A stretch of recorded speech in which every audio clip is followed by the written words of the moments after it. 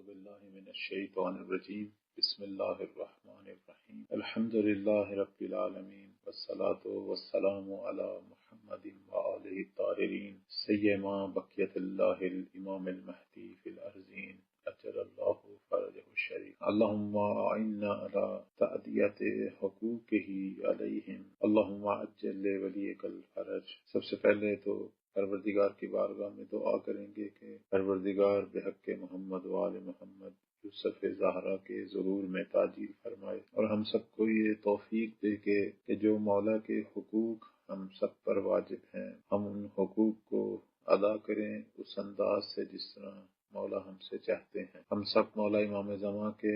خدمت گزار بنیں، ان کے انصار قرار پائیں، ان کے سچے اور حقیقی شیعہ اور منتظر انشاءاللہ قرار پائیں۔ سب سے پہلے جس آیت پر ہم گفتگو کریں گے یہ سورہ فصلت کی آیت نمبر 53 ہے، جس میں پروردگار یہ فرما رہا ہے اعوذ باللہ من الشیطان الرجیم سنریہم آیاتنا فی الآفاق وفی انفسہم حتی یتبین لہم انہ الحق اولم یکفی بربک انہ علی کل شیء شہید۔ پروردگار فرما رہا ہے کہ ہم عنقریب انہیں اپنی نشانیاں آفاق عالم میں بھی دکھائیں گے۔ فی الآفاق سے مراد یعنی کائنات کی دنیا، وفی انفسہم خود ان کی ذات کے اندر، خود ہمارے جسموں میں، ہمارے وجود کے اندر جو بے پناہ نشانیاں ہیں وہ بھی دکھائیں گے۔ حتی یتبین لہم یہاں تک کہ ان پر واضح ہو جائے کہ انہ الحق کہ وہی خدا یقیناً حق ہے۔ اولم یکفی بربک کیا تمہارے لیے تمہارا رب کافی نہیں ہے؟ انہ علی کل شیء شہید جو کہ ہر چیز پر خوب اچھی طرح جو ہے وہ شاہد ہے۔ اس آیت کی تفسیر بھی ہے اور تعویل بھی ہے۔ تفسیر جیسا کہ میں نے پہلے بھی بتایا تھا کہ تفسیر ہمیشہ جو ہے وہ آیت کا ظاہر ہے، کہ ظاہر میں جو معانی اس آیت سے سمجھ آتے ہیں وہ تفسیر کہلاتے ہیں۔ تعویل جو ہے وہ آیت کا باطن ہوتا ہے، یعنی وہ چیزیں جو ظاہر میں سمجھ نہیں آ رہی اور آیت کے اندر موجود ہیں اور جنہیں صرف محمد والے محمد جانتے ہیں اسے ہم کہتے ہیں تعویل، آیت کی تعویل۔ اب ہمارے مفسرین نے اس آیت کی تفسیر کے اندر دو تین قسم کے جو ہے وہ احتمال دیے ہیں کہ یہاں آفاقی اور انفسی جو نشانیاں ہیں اس سے کیا مراد ہے۔ آفاقی نشانیوں سے مراد جو ہے جو کہ کائنات کے اندر ہم دیکھ رہے ہیں، جیسے سورج کا وجود میں آنا، چاند ستاروں کا وجود میں آنا اور ان کی جو گردش ہے، ان کا جو نظام ہے، یا کائنات میں آپ دیکھ رہے ہیں بارشوں کا نظام ہے، نباتات ہیں، حیوانات ہیں، انسان ہیں، ان کی خلقت، جہان کا جو بھی آپ نظام دیکھ لیں یہ ساری آفاقی نشانیاں ہیں۔ انفسی نشانیوں سے مراد انسان کے جو اعضائے بدن ہیں اس کے اندر جو بے پناہ نشانیاں ہیں وہ انفسی نشانیاں ہیں، کہ جنہیں مثلا طبیب جانتے ہیں، حکیم جانتے ہیں، ڈاکٹرز لوگ۔ ہر عضو کے اندر پروردگار نے اپنی بے پناہ آیات رکھی ہیں، بے پناہ نشانی رکھی ہیں۔ انسانی جسم کا جو اندر کا نظام ہے، نظام تنفس ہے، نظام ہاضمہ ہے، خون کی گردش کا نظام ہے، اعصاب کا نظام ہے، ان میں سے ایک نظام بھی خراب ہو جائے تو انسانی زندگی جہنم ہو سکتی ہے۔ بے پناہ نظام ہے، ہر عضو کے اندر ایک خاص نظام ہے جو چل رہا ہے، کہ جس طرح میڈیکل ترقی کر رہا ہے لوگوں کو اپنی شناخت ہو رہی ہے کہ ہمارے اندر کیا کچھ ہے، اب اس سے پروردگار کی شناخت ہو رہی ہے۔ جیسا کہ امیر المومنین فرماتے تھے کہ اللہ کو پہچاننا ہے تو اپنے آپ کو پہچان۔ ہم جتنی اپنی معرفت پیدا کریں گے اتنی اپنے خالق کی معرفت بھی پیدا ہو۔ تو انفسی نشانیاں بھی بہت اہم ہیں۔ پوری کائنات ہے انسان کے اپنے وجود، جس طرح کے نظام ہے اس کے اندر۔ تو بعض مفسرین یہی کہتے ہیں کہ آفاقی نشانیوں سے مراد ظاہری طور پر جو کچھ ہم دیکھ رہے ہیں کائنات میں، سورج، چاند، ستارے، شب و روز کی گردش، جو کچھ بھی ہم دیکھ رہے ہیں یہ آفاقی ہیں، اور جو ہمارے وجود کے اندر ہیں یہ انفسی۔ بعض مفسرین جو ہیں وہ یہ کہتے ہیں کہ آفاقی نشانیوں سے مراد جو کامیابیاں آئندہ زمانے میں مسلمانوں کو کفار پر حاصل ہوں گی اور ایسا ایسا مسلمان دنیا کے مختلف بلکہ کثیر علاقوں پر جو قابض ہو جائیں گے، یہ ہیں اللہ کی آفاقی نشانیاں، کہ وہ دین اسلام جسے پروردگار نے پسند کیا تھا اور جس پر راضی ہوا تھا وہ دین اسلام بالآخر پوری دنیا پہ چھا جائے۔ اور انفسی نشانیوں سے مراد جو اس وقت اللہ کی طرف سے حاصل ہوئی ہے نشانی، یعنی مشرکین مکہ پر مسلمانوں کی جو ہے وہ فتح، اس سے مراد جو ہے چونکہ یہاں سے آغاز ہے عرب پر پیغمبر کی حکومت کا، اور یہ حکومت عرب سے پھر آگے بڑھے گی اور دیگر تمام ممالک میں ایسا پوری دنیا پر ہو جائے گی۔ بعض ہمارے مفسرین ہیں، انہوں نے کہا کہ یہاں آفاقی اور انفسی نشانیوں سے مراد اسلام کا دیگر ادیان پر غلبہ پانا ہے۔ ان دنیا میں ایسا سارے دین ختم ہو جائیں گے، ایک ہی دین ہوگا جو پوری دنیا پر جو ہے وہ باقی رہ جائے گا اور اس کے ماننے والے باقی رہ جائیں گے، اور وہ دین اسلام۔ تو مختلف یہاں احتمالات ہیں۔ یہ تھی اس کی بظاہر تفسیر۔ پروردگار جو ہے وہ ہماری ہر چیز پر شاہد ہے، ہمارے ظاہر کو بھی دیکھتا ہے، ہمارے باطن کو بھی دیکھتا ہے۔ جیسے بعض ہماری آیات قرآنی کہتی ہیں کہ جب دو آدمی اکٹھے ہوتے ہیں تو وہاں تیسرا پروردگار ہوتا ہے، جب تین ہوتے ہیں تو وہاں چوتھا پروردگار ہوتا ہے۔ وہ جو بھی باتیں کر رہے ہیں وہ خدا سن رہا ہے، خدا نے دیکھ رہا ہے۔ اور جب آدمی تنہا ہوتا ہے تو دوسرا خدا ہوتا ہے، وہ جو بھی بات کر رہا ہے، جو بھی سوچ رہا ہے، جو بھی حرکت کر رہا ہے، پروردگار شاہد۔ کائنات میں کوئی ایسی جگہ نہیں ہے جہاں خدا شاہد نہ ہو، خدا ہر چیز پہ شاہد۔ اس لیے ہمارے ائمہ بالخصوص اس نقطے کی طرف ہمیں بارہا نصیحت کرتے تھے کہ اپنے تمام امور میں توجہ کریں کہ تم لوگ ہمیشہ خدا کی بارگاہ میں ہو، خدا کی بارگاہ سے، اس کی قدرت سے، اس کی دائرہ دید یعنی اس کی نگاہ سے تم کبھی بھی خارج نہیں۔ جیسے نماز کے اندر ہمیں یہ نصیحت کی گئی ہے کہ اس طرح نماز پڑھیں کہ جیسے تم خدا کو دیکھ رہے ہو، یا کم از کم اس طرح نماز پڑھیں کہ تمہیں احساس ہو کہ خدا تمہیں دیکھ رہا ہے۔ وہ تو اہل عرفان ہیں جو اس منزل تک ہیں کہ خدا کو اپنی دل کی آنکھ سے دیکھتے ہیں۔ اگر ہم اس منزل پہ نہیں ہیں تو کم از کم اپنے اس اعتقاد کو تو پختہ کریں کہ خدا ہمیں دیکھ رہا ہے۔ جیسے امام خمینی رحمۃ اللہ فرمایا کرتے تھے کہ شما در محضر خدا ہست، کہ تم لوگ ہمیشہ اللہ کی بارگاہ میں ہو، اس کے حضور میں ہو، لہذا گناہ کرتے وقت، معصیت کرتے وقت جو ہے وہ شرم کیا کریں، چونکہ دیکھا کرے کہ ہم کس کے پاس ہیں، کس کی بارگاہ میں۔ تو یہ نقطہ جو ہے ایک عرفانی اور ایک ایمانی نقطہ ہے، اور ہماری بحث توحید کے ہم آہنگ ہے۔ ہمارا عقیدہ توحید بھی یہی ہے کہ ہمیں ہمیشہ جو ہے وہ پروردگار کی نگاہ میں ہے، اس کی بارگاہ میں، اور یہی کافی ہے ہماری تربیت کے لیے۔ بہت سارے گناہ ختم ہو جائیں گے جب ہم اس نقطے کی طرف توجہ کریں۔ انسان بعض اوقات ایک بچے سے تو خوف کھاتا ہے گناہ کرتے وقت، کیونکہ بچے کو دیکھ رہا ہے، اس پہ یقین ہے۔ اگر ایسا یقین اپنے رب کی طرف پیدا کر لے تو سارے گناہ ختم ہو جائیں گے، کیونکہ رب تو ہر جگہ موجود ہے، ہر جگہ اس کی آنکھ ہے، ہر جگہ وہ دیکھ۔ میں اس کے ضمن میں جو نقطہ بیان کرنا چاہتا ہوں وہ یہ ہے کہ جس طرح پروردگار ہر جگہ شاہد ہے، اس کا ولی بھی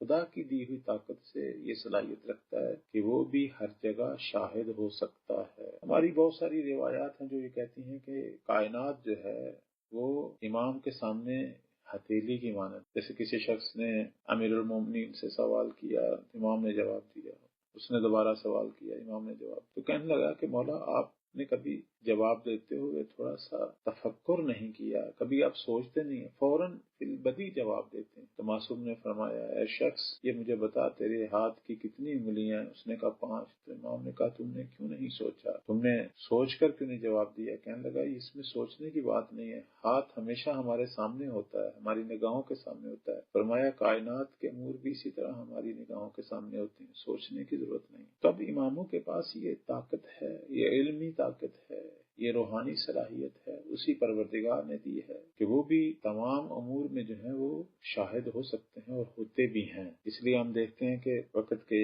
جو امام زمان ہیں اجل اللہ فرج اور شریف، یہ ان کا مشہور فرمان ہے کہ تمہارے اعمال ہم تک پہنچتے ہیں، یعنی ہم میں سے کوئی شخص ایسا نہیں کہ جس کا عمل جو ہے اس کے امام تک نہ پہنچتا ہو۔ ہمارے امام ہمارے اعمال پر ناظر ہیں، اچھے اعمال پہنچتے ہیں تو خوش ہوتے ہیں، برے اعمال ان کے دل کو تکلیف دیتے ہیں۔ یعنی ہم میں سے کوئی ایسا شیعہ نہیں ہے کہ جو کوئی عمل کرے اور اس کا عمل اس کے امام تک نہ پہنچتا ہو، یعنی ہمارے امام بھی ہمارے اعمال پر شاہد ہیں۔ البتہ کائنات میں اور بہت ساری چیزیں بھی شاہد ہیں ہمارے اعمال پر، خدا شاہد ہے، ملائکہ بھی شاہد ہیں۔ یہ ملائکہ جو جن کے ذمہ پروردگار نے یہ لگایا ہوا ہے کہ وہ ہمارے اعمال لکھیں، وہ بھی ہمارے اعمال پر جو ہے شاہد ہے۔ اور بھی یہ پروردگار کی یہ جو فضا ہے، ہوا ہے، یہ بھی ہمارے اعمال پر شاہد ہے۔ کہتے ہیں روز قیامت جب لوگ اپنا اعمال نامہ دیکھیں گے اور انکار کریں گے ہم نے یہ کام نہیں کیا، حالانکہ وہ ملائکہ نے لکھا ہے، لیکن لوگ انکار کریں گے تو ہوا کے اندر ان کے اعمال مجسم انہیں دکھائے جائیں گے۔ اس وقت فضا اور ہوا ہمارے اعمال کی شاہد ہے، اس فضا اور ہوا میں ہمارے اعمال کو کیپچر کرنے کی صلاحیت ہے۔ ابھی آپ دیکھیں کہ ایک جگہ سے دوسری جگہ جو ہے اسی فضا کے ذریعے کتنا کچھ منتقل ہو رہا ہے، تصویریں، ویڈیوز، آوازیں، تو فضا میں صلاحیت ہے، یہ ہمارے اعمال کو کیپچر اور جذب کر سکتی ہے۔ تو ہمارا جو ولی کہ جس کی امامت پر ہم یقین رکھتے ہیں اور کبھی بھی اجازت نہیں دیں گے کہ اپنے امام کے خیمہ میں ہوں اور کوئی برا عمل کریں، تو کیسے اجازت دیتے ہیں کہ امام کی نگاہوں میں ہوں اور ان تک ہمارے اعمال پہنچ رہے ہوں اور ہم سے بعض اوقات ناروا قسم کے اعمال سرز ہوں کہ جس سے مولا کے دل کو تکلیف ہوتی ہے۔ یہاں ایک چھوٹا سا واقعہ یاد آ رہا ہے، آیت اللہ عبد الکریم کشمیری رحمۃ اللہ علیہ اسی موضوع پر، اسی نقطے کی مناسبت سے وہ واقعہ میرے ذہن میں آیا کہ امام جو ہیں وہ ہر جگہ جو ہیں وہ موجود ہوتے ہیں، اور موجود بائیمانہ کہ ہر جگہ پہنچ سکتے ہیں۔ وہ ذات جو ہمیشہ ہر جگہ ہوتی ہے وہ اللہ، لیکن امام ہر جگہ پہنچ سکتے ہیں اور ہر جگہ کو دیکھ سکتے ہیں، یہ صلاحیت بھی پروردگار نہیں دی ہے۔ اس حوالے سے وہ واقعہ جو ہے وہ ذہن میں آیا کہ آیت اللہ عبد الکریم کشمیری رحمۃ اللہ علیہ کہتے ہیں کہ ایک دفعہ میں ہندوستان کی طرف گیا اور وہاں سفر کرتا ہوا انہوں نے مجھے ایک ایسے جوگی سے جو ہندوؤں کا ہی کوئی مذہبی شخص تھا اس سے ملایا، جو ان کے مندروں میں رہنے والے لوگ ہوتے ہیں، جو جوگی تھا یا کوئی بھی تھا جو ان کا مذہبی شخص، تو جسے وہ فارسی میں انہوں نے لکھا ہوا ہے مرتاس، وہ جو ریاضت کرتے ہیں اور بڑے بڑے عجیب عجیب کام کرتے ہیں، تو کہتے ہیں کہ مجھے ایک ایسے شخص سے ملایا گیا کہ جو یہ دعویٰ کرتا تھا کہ میں ہر چیز کے بارے میں بتا سکتا، جو بھی مجھ سے پوچھا جائے، حتیٰ کہ تو یہ بھی بتاتا تھا کہ آپ جس شخص کا پوچھ رہے ہیں وہ شخص مر چکا ہے یا زندہ ہے، اس کے پاس کوئی ایسے علوم تھے۔ تو خیر آغا کشمیری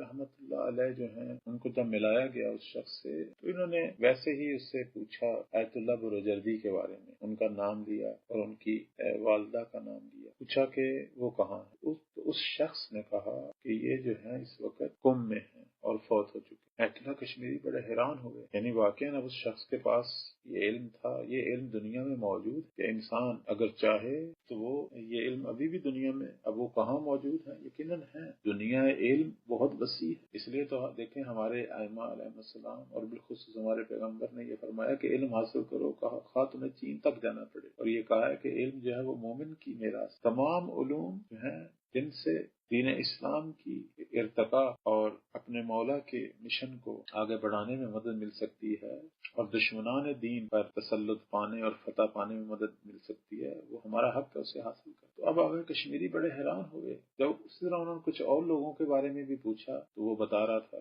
کہ جی یہ فلاں جگہ پہ ہے، زندہ ہے یا مردہ ہے، اور وہ بتا رہا تھا کہ اس وقت وہ زیر خاک ہے یا خاک کے اوپر ہے، زمین کے اوپر ہے، اور کہاں ہے۔ تو آیت اللہ کشمیری نے اس سے پوچھا کہ مجھے یہ بتا مہدی زہرا کہاں ہے۔ آغا کشمیری نے اس انڈین یا ہندو جوگی جو ہے وہ مرتاز جسے وہ فارسی میں کہتے، اس سے کہا مجھے یہ بتا کہ مہدی زہرا جو ہے وہ کہاں ہے۔ اس نے کہا کہ اس طرح کا کوئی آدمی موجود نہیں۔ تو یہ حیران ہوئے، پھر ان کو اپنی غلطی کا احساس ہوا کہ مہدی لقب ہے، نام نہیں ہے، اور ان کی ماں جو ہے وہ تو نرجس ہے، زہرا تو ان کی جو ہے وہ سمجھیں دادی ہیں، یعنی وہ تو ہم ویسے کہہ دیتے ہیں مہدی زہرا بی بی زہرا کی نسل سے ہیں، لیکن اس کی شرط یہ تھی بتانے کی کہ اصلی نام ہو اور ماں کا نام۔ انہوں نے کہا اچھا میں دوبارہ پوچھتا ہوں، یہ مجھے بتا کہ محمد ابن نرجس کہاں، یعنی امام کی والدہ کا نام لیا اور ان کا جو اصلی نام تھا وہ لیا، چونکہ مہدی تو لقب ہے۔ اچھا اس جوگی کی جو خصوصیت تھی کہ آپ جس شخص کا نام لیتے ہیں ہو سکتا ہے اس کے مشابہ کئی لوگ ہیں، لیکن وہ جو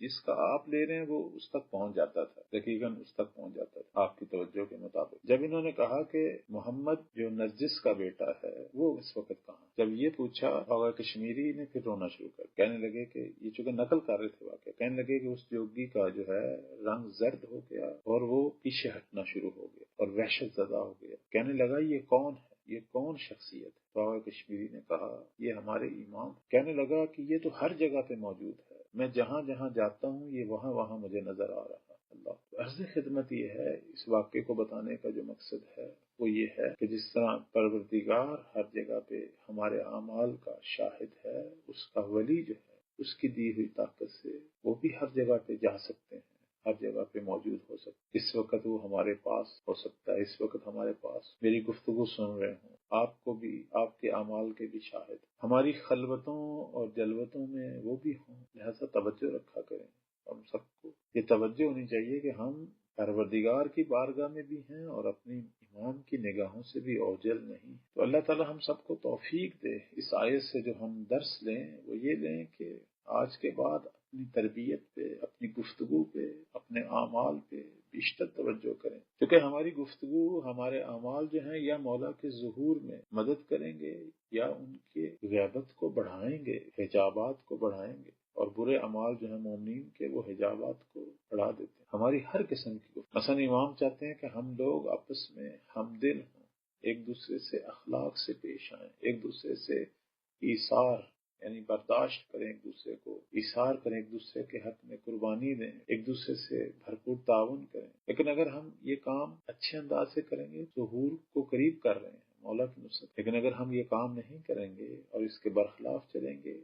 تو ان کے دشمنوں کی مانت ہیں جو ان کے ظہور کو روکنا چاہتے ہیں۔ ہمارے تمام امور جو ہیں یا حجابات کو بڑھا رہے ہیں یا حجاب کو ختم کر رہے ہیں، میرے اور مولا کے درمیان، مولا اور دنیا کے درمیان۔ ہر عمل کا اثر ہے، کہتے ہیں کائنات میں ایک پتا بھی ہلتا ہے، اس کا بھی ایک اثر ہے پوری کائنات پر۔ خود آپ اپنے اندر کے وجود کو دیکھ لیں، اندر کی کائنات کو دیکھ لیں، انسان کے جسم میں ایک رگ کہیں سے خراب ہو، پورے جسم پر اس کا اثر پڑتا ہے۔ کائنات میں بھی کسی انسان کے، کسی مومن یا مومنہ کے ایک عمل کا اثر پوری دنیا ایمان، دنیا انتظار پہ پڑتا ہے۔ اور بالخصوص جب مولا امام زمان اجل اللہ فرجہ شریف کے حوالے سے ہم نے یہ عہد کیا کہ ہم نے ان کی معرفت کو حاصل کرنا ہے اور معرفت کو آگے منتقل کرنا ہے، تو پھر تو بہت زیادہ توجہ ہونی چاہیے، چونکہ اسی سلسلے میں اپنے آپ کو قرار دیا ہے، تو اب ہمارے امور یا مولا کی نصرت پہ ختم ہوں گے۔ اور ایسا نہ ہو، خدا کے لیے ایسا نہ ہو کہ ہم نام ان کا لیں اور دشمنوں کے ہم آہنگ ہو جائیں، دشمنوں کی مدد کرنا شروع کریں۔ بہت احتیاط سے قدم رکھنا ہے۔ اور میں نے پہلے بھی کہا تھا کہ ہمارے قدم جو ہیں وہ فقہا اور مجتہدین کی سرپرستی میں، کبھی بھی تنہا اپنی سوچ سے، اپنے ذہن سے مہدویت کو آگے نہیں بڑھانا، اس میں گمراہیاں ہیں اور ہم دیکھ رہے ہیں بہت سارے لوگ گمراہ ہو رہے ہیں، الٹا امام کے دشمنوں کی صفوں میں شامل ہو رہے ہیں، نام مہدی کا لے رہے ہیں۔ اس وقت بھی آپ خود دیکھ رہے ہیں جو کچھ ہو رہا ہے۔ ایک آدمی جس کی گفتگو اور جس کی چھوٹی سی گفتگو کے اندر بے پناہ غلاظتیں ہوں اور وہ ہر گفتگو میں الزام اور تہمتیں لگائے اور وہ کہے کہ میں مہدویت پہ کام کروں، تو یہ اپنے آپ کو بھی دھوکا ہے اور اپنے امام کو، دل کو بھی تکلیف دینا۔ لہٰذا میں ہمیشہ یہ کہا کرتا ہوں کہ اگر ہم مہدویت پر کام کرنا چاہیں، چونکہ ایک پاک امام کی پاک راہ پہ قدم رکھ رہے ہیں، تو اپنی پاکیزگی پر توجہ کریں کہ ہم جس کی اقتدا کر رہے ہیں اس جیسا رنگ ہمارے اوپر ہو، ہماری گفتگو، ہماری سماعت، ہماری آنکھیں، ہر قسم کی آلودگیوں سے انہیں بچائیں، اپنے ذہن کو، اپنی فکر کو دوسروں کے حوالے سے مثبت کریں اور مثبت انداز سے جو ہے وہ آگے قدم بڑھائیں۔ اور ہر شخص جو کسی بھی جگہ پہ وحدت کو توڑنے کی کوشش کر رہا ہے، سمجھ لیں کہ بیشک یہ نام مہدویت کا لے رہا ہے، لیکن یہ دجال ہے، یہ سفیانی ہے جو مہدویت کا نام لیتا تھا لیکن اہل ایمان، اہل انتظار کے خلاف کام کرتا ہے۔ تو جو ندائے وحدت ہے، جو ندائے ہمدلی ہے، جس ندا کے اندر برداشت کی بات ہے، جس ندا کے اندر ایک دوسرے کی خوبیوں کی طرف توجہ ہے، جس ندا میں مولا کا نام لیا جا رہا ہے اور سب کو اکٹھا کر کے قدم بڑھایا جا رہا ہے، اور جس ندا کے اندر مجتہدین اور علماء کی سرپرستی کی بات ہے، یہ ندا مہدویت۔ اس کے علاوہ باقی ندا مہدویت نہیں ہے۔ بہت توجہ رکھیں اپنے حالات۔ ایک اور آیت جس پر آج ہم مختصر گفتگو کریں گے وہ سورہ مدثر کی آیت نمبر 8 ہے۔ پروردگار فرما رہا ہے فَإِذَا نُقِرَ فِي النَّاقُورِ، کہ جب سور پھونکا جائے گا۔ اب آیت کی جو تفسیر ہے اس میں ہمارے جو تمام مفسرین ہیں وہ کہتے ہیں کہ یہ آیت جو ہے یہ قیامت کے بارے میں ہے۔ قیامت میں ناقور جو ہے وہ بجایا جائے گا، سور پھونکا جائے گا۔ ناقور یعنی ایک ایسا نکارہ ہے، دوسرے لفظ میں وہی سور جو ہے، سور پھونکا جائے گا، یعنی وہ ایک ایسی آواز ہے کہ جب وہ آواز آئے گی، یعنی وہ جب ناقور جو ہے یا وہ نکارہ جب بجایا جائے گا تو انسان کے کانوں کے پردے پھٹ جائیں گے، انسان مر جائیں گے، اس آواز سے پوری دنیا مر جائے گی اور پھر دوبارہ آواز آئے گی جس سے دنیا جو ہے وہ زندہ ہوگی اور بیدار ہوگی، اور عالم حشر جو ہے وہ شروع ہوگا، قیامت کا آغاز ہو جائے گا اور لوگ اپنے اعمال کا حساب دیں۔ تو بظاہر جو ہے یہ آیت جو ہے وہ قیامت کے بارے میں، یہ تھی آیت کی تفسیر۔ لیکن آیت کی جو تعویل ہے، تعویل میں بتایا گیا ہے کہ یہ آیت بھی امام مہدی علیہ السلام کے قیام کے حوالے سے، اب اس حوالے سے جو روایت ہے، اور روایت بھی جناب مفصل ابن، آپ کی خدمت میں عرض کریں، مفصل ابن عمر کی ہے، اور اس نے امام صادق علیہ السلام سے جو ہے یہ جو ہے روایت جو ہے وہ نقل کی کہ مولا امام صادق علیہ السلام سے پوچھا گیا کہ فَإِذَا نُقِرَ فِي النَّاقُورِ، اس کا مطلب کیا ہے؟ تو معصوم نے فرمایا إِنَّ مِنَّا إِمَامًا مُزَفَّرًا مُسْتَتِرًا فَإِذَا أَرَادَ اللَّهُ عَزَّ ذِكْرُهُ إِظْهَارَ أَمْرِهِ نَكَتَ فِي قَلْبِهِ نُكْتَةً فَظَهَرَ فَقَامَ بِأَمْرِ اللَّهِ تبارک و تعالی۔ فرماتے ہیں کہ ان منا اماما